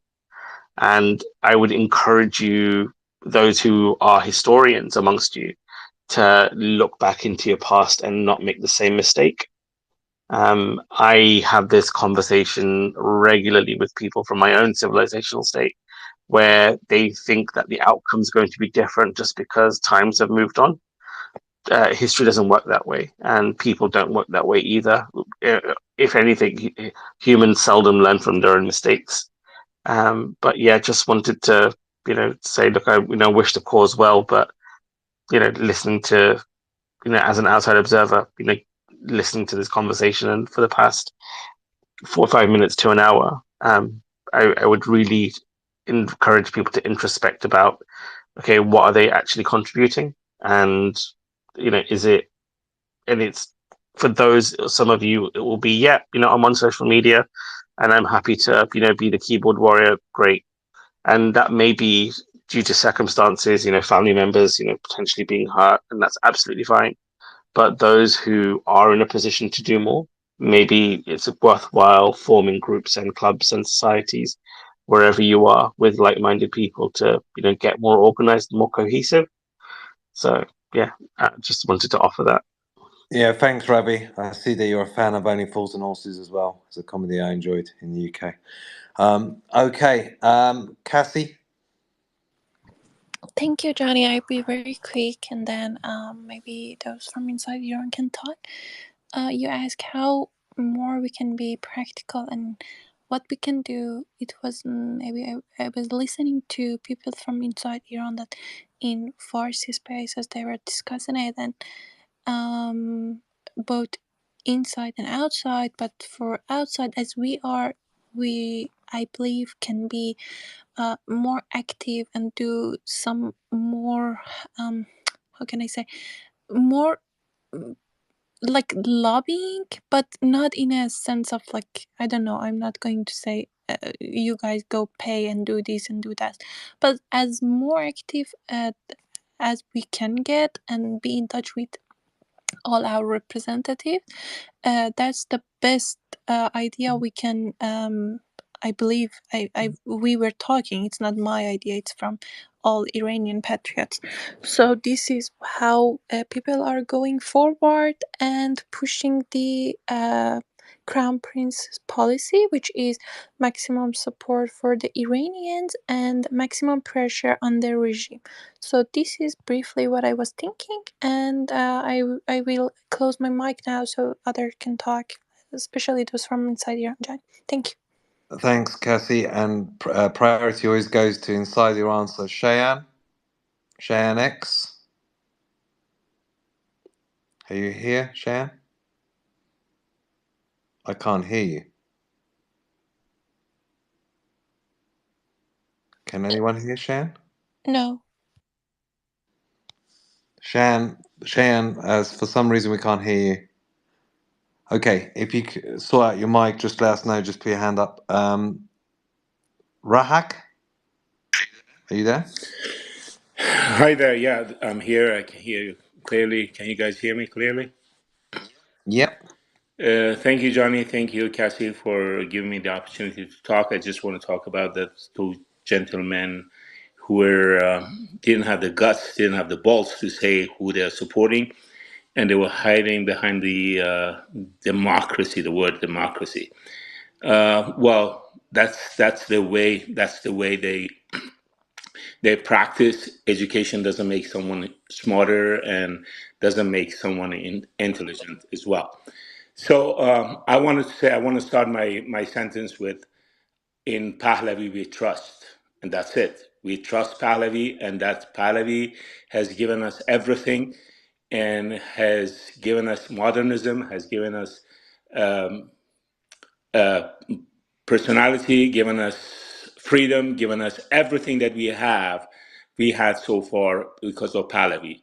We know, if we go back to our history, we know what we were and where we were. Now we are fighting to go back to those glorious days. As that guy, Kevin, or whomever was his name was, saying, oh, we revolt, we toppled. You did not fucking topple the Pahlavi regime. It was East and West who did it. And you people like you who are here just don't have balls to say that you are supporting MEK or anybody else.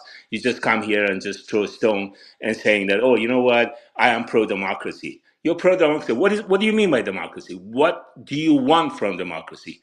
If you really want democracy, go and study and go and see the clips of Shah's era and see what he did for Iran and what His Majesty King Reza Pahlavi is desiring to do for Iran. And that's all I wanted to say. Thank you very much for giving me the opportunity to talk. Guys, you're doing a great job. Thank you, Johnny. Good night, everybody.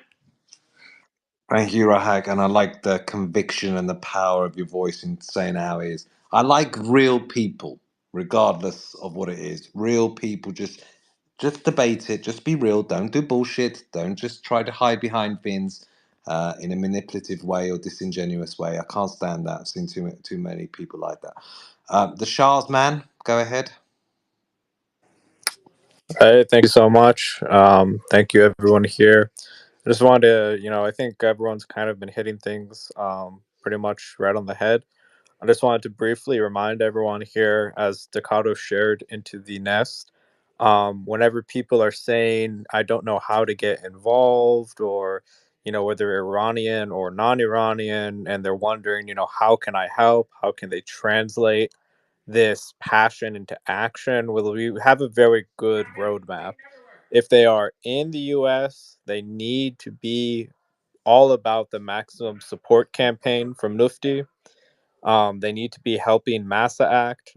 There's a lot of other legislations related to Iran that they can help. Uh, this should be pretty clear to everyone. If they're not in the U.S., they can still help to interact with some of that, make sure that people are aware of it, and if not, they can look for organizations that will try to do a similar thing. Ultimately, when I advise anyone to see if the organization or person that you are potentially thinking about interacting with on Iran advocacy is worth your while, they need to be focused on things that actually hurt the regime, things that actually carry a real weight, such as, some type of strong closing of sanctions loopholes, getting on official terrorism lists, anything that's actually going to put a real cost on the regime. None of this symbolic, fluffy, feel good bullshit. That doesn't help anyone.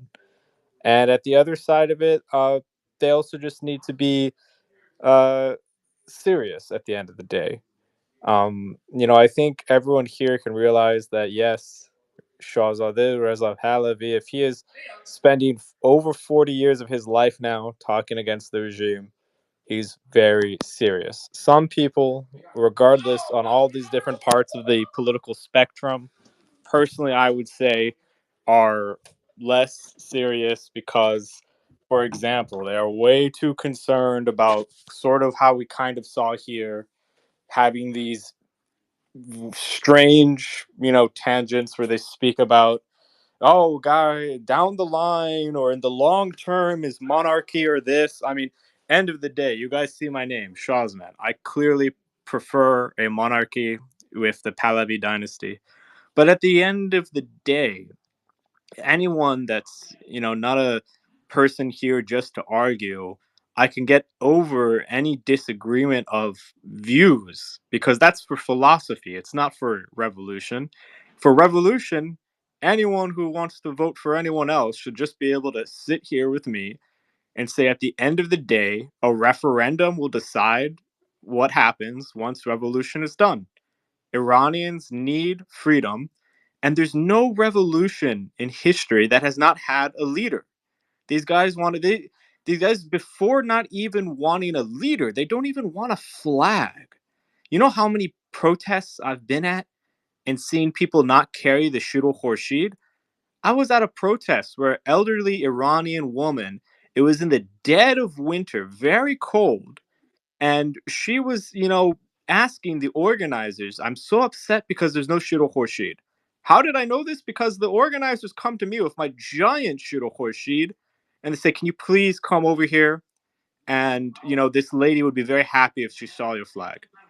And of course, I go, I comply, but I can still see after that, the lady is still so upset to, you know, see that organizers of our protests are not bringing our flag. So I won't get too much onto that point, but let's just be very simple and straightforward. You need a flag, you need one flag, and you need one leader. That's it. Yeah, yeah. Simplicity and key messaging. NC1B6. I can't read your name. NC1B6. It's written Rice Dore. Rice Dore. Are you there? Oh, you're talking about me. Yeah. Yeah, thank you very much for giving me this opportunity. Correct me or stop me if I'm wrong. I took away from the words in this space. There's a big difference between monarchy constitution and democracy. But I don't think so, because monarchy constitution based on people's vote. Any roles in monarchy, like a member of the parliament, prime minister, based on people vote. I don't want to speak about that thing. Number one. Number two, I want to tell the people here against the monarchy the simple question. Can you tell us one example, the country around our beloved country, Iran, based on your idea, manages and is successful? Which one? Iraq, Turkey, Afghanistan? Which one? And number three, because I want to speak about the subject, exactly this space, about the solution. Can you hear me? Yeah. Yeah. And about the solution, when we think about sleep on it, and you can think and take on your time, take about my question. But about the solution, when we think about some country like Russia, like Belarus and Venezuela, it didn't happen revolution or good protest in this country. Why?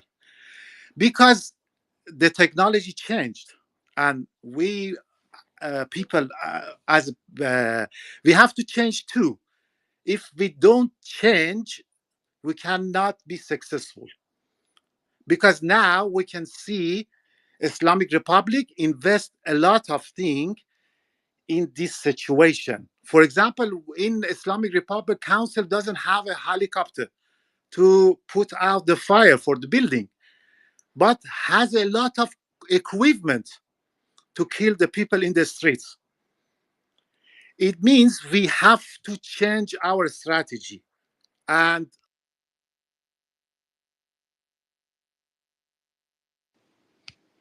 I think I lost you there on that bombshell change strategy, because if nothing changes, then nothing changes. Thank you for that. So I'm going to wrap this up in the next 5-10 minutes.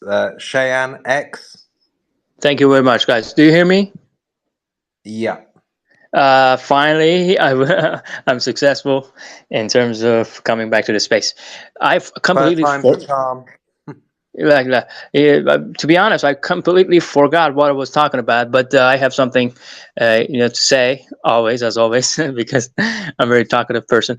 But look, these people who are the enemies of the His Majesty the Shah in exile and the Pahlavi dynasty, these people decontextualize everything. They put out the context from the discussion every time they talk about Pahlavi. Then Reza Shah the Great he came to power. 95% of Iran was uneducated and illiterate. They could not even write and read. More than 95%. And so how in the hell you expected Iran to be democratic when 95% of Iranians could not read the ballot, the voting ballot? How in the hell? So that is 100% propaganda to say, oh, I'm pro-democracy, so that is why I'm anti-Pahlavi. No. What you're saying, you're putting out context from historical events.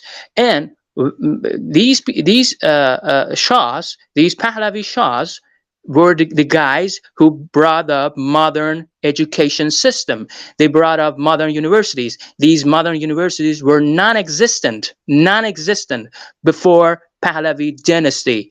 Under other dynasties, there were no university. There were no modern education system. 95% of Iranians were not even able to read and write. So how in the hell democracy is possible in a country that the absolute majority of the population cannot even read the ballot, the voting ballot, and they let alone knowing the difference between left and right.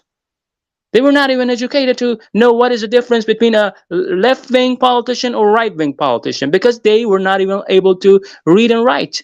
Iran was a tribalist society. Iran was a feudalist society. The heads of tribes ruled Iran. They were called khans.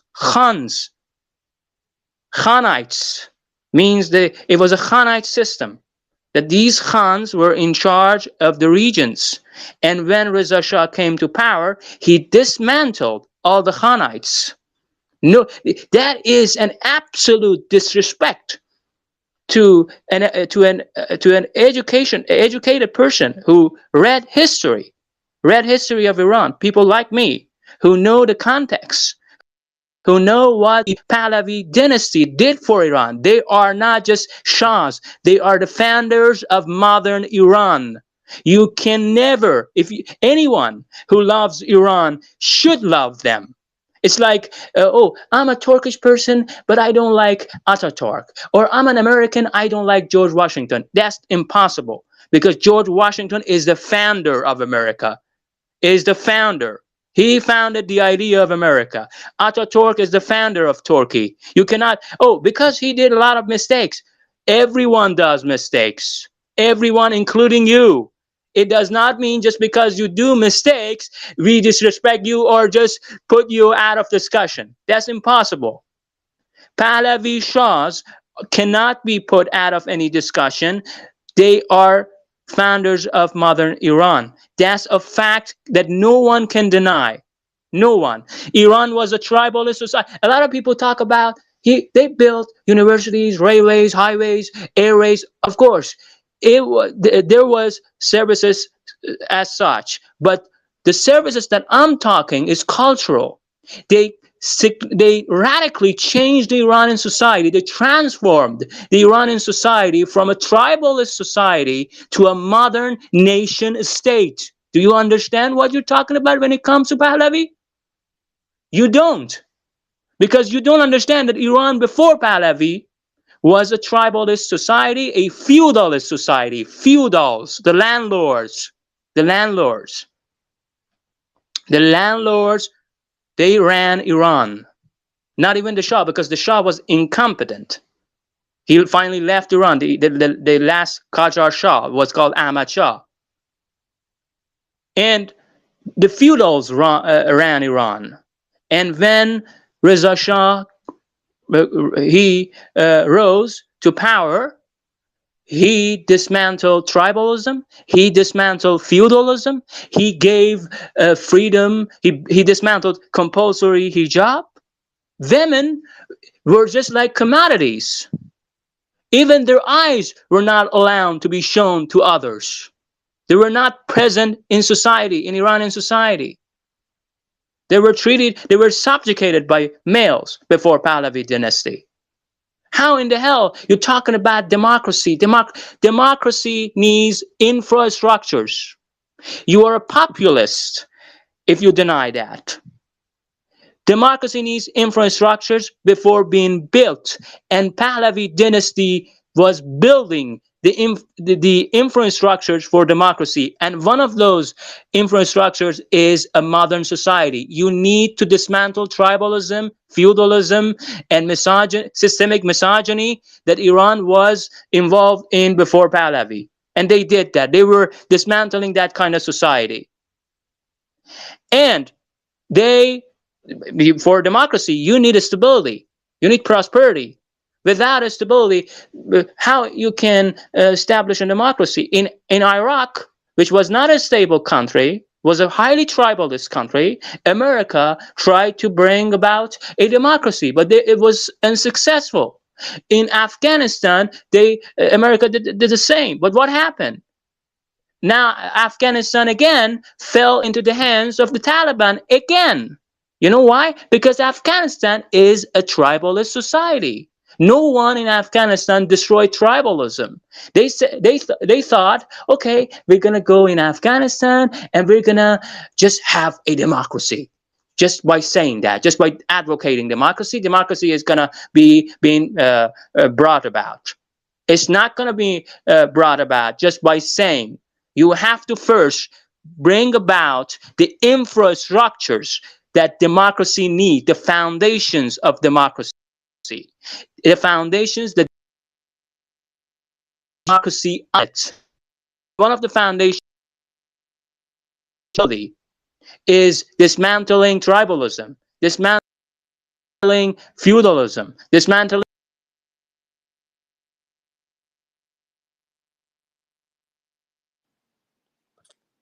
You've cut out there for me. I don't know if anyone else.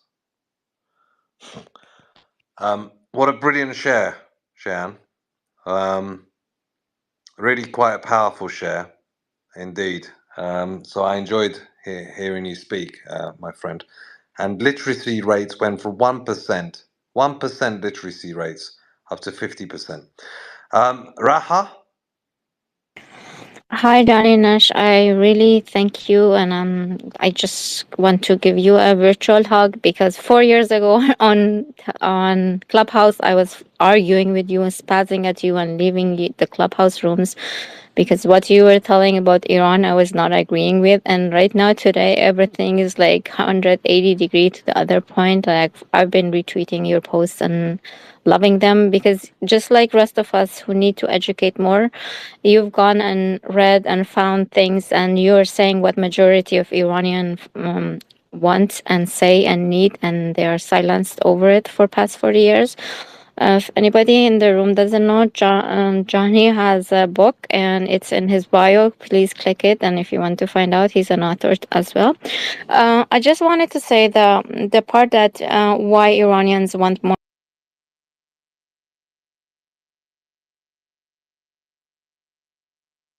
No, I've lost you there as well, Raha. I wasn't on Clubhouse 4 years ago. I was on Clubhouse on January 2021, and I've always been consistent in my views when it comes to the monarchy, and it comes to I've been on radio stations as well talking about it. So I appreciate the kind words, but I don't recall that one bit. We did a Massa room for 1 year called Why You Should Care, Massa Armeni on Clubhouse, but Clubhouse only came about in January 2021. January 23rd of 2021 I was on Clubhouse, not 4 years ago. So maybe you're confusing me with someone else. But okay, thank you so much, everyone. It's been nearly 4 hours and 30 minutes. Please do give a follow to Cassie. She's an absolute lioness. She's an absolute. She's a machine. She's non-stop on it. Honest to God. Storm, thank you. You don't have to be here, but you have. Uh, we need people like this outside of the community that then speak to their community, to then speak to their community. Um, Also, Nico, Raha, I heard your share.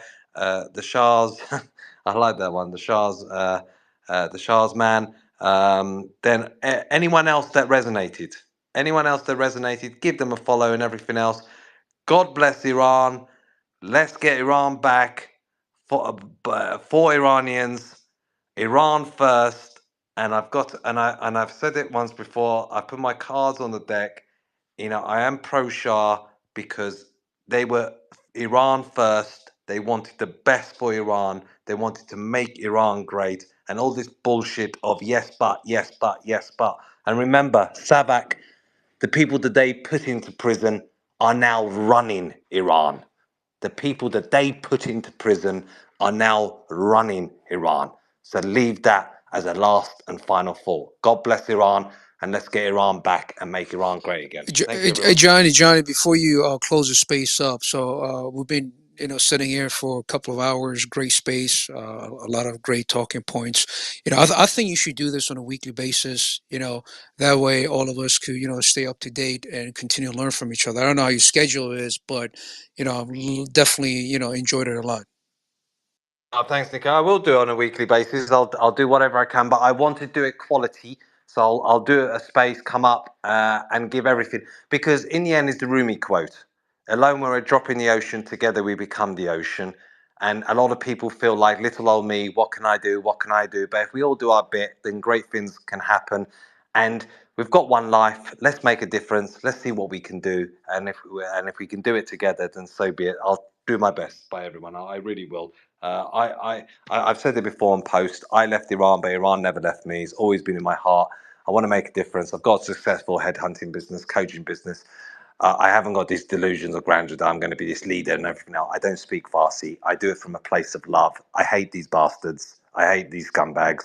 I want the best for Iran, and I would like to go to Persepolis. I would like to go to Shiraz. I would like to eat Ghormeh Sabzi in Tehran. I'd like to just have that other side of me back again and not all this bullshit. Thank you so much. Take care.